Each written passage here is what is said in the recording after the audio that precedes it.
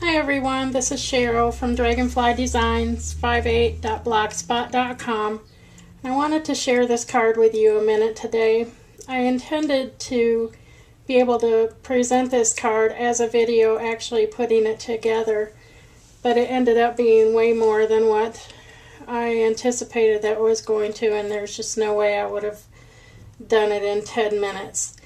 It's another A9 size card, which is a 8.5 by 11 sheet of paper folded in half.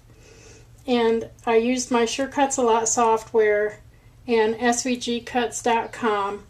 And the collection that I used was An Afternoon at Auntie Elaines. And it's full of all kinds of sweets and treats and ice creams and things like that. It's a really cute collection.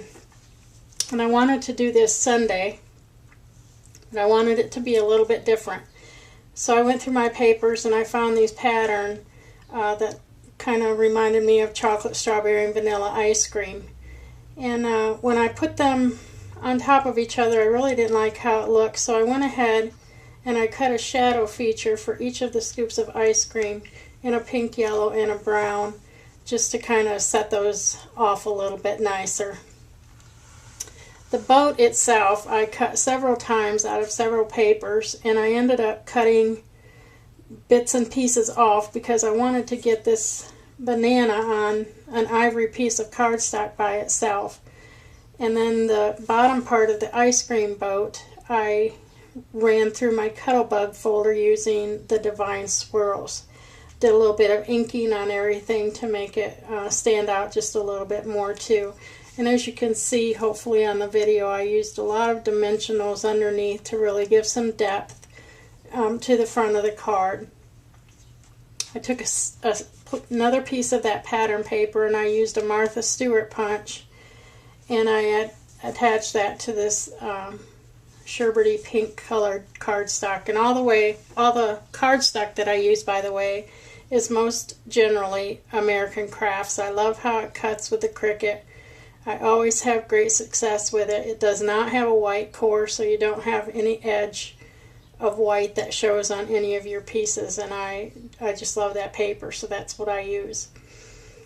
The cherries I cut out in the pink, kind of a darkish pink color, and I wanted to make them shiny and really look like true cherries, so I used my Crystal Effects, and I think I probably put 2 coats on there, and they really do have a nice gloss to them.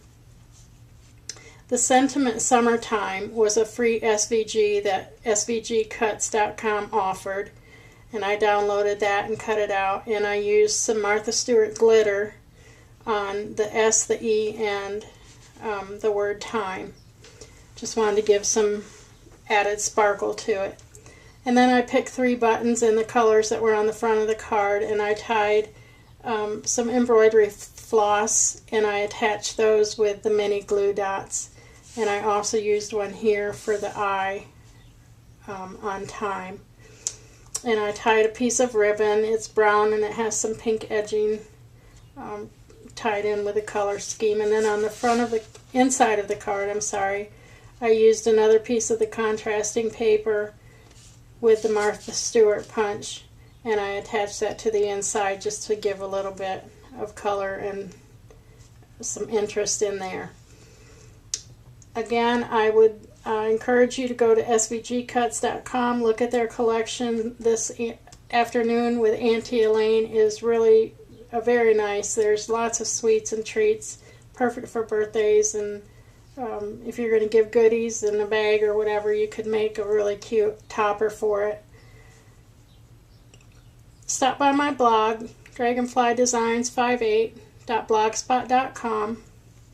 I will possibly make a video of actually putting this card together, but I don't know. It would most definitely have to be a 2-part because it just took so long, but you can do it, and I think it would be a lot of fun for you to put something like this together. I like to do cards that are not run-of-the-mill, and this is one of them because it sure took me a long time fooling around with it. Anyway, I hope to see you another day with another card and another video. Bye.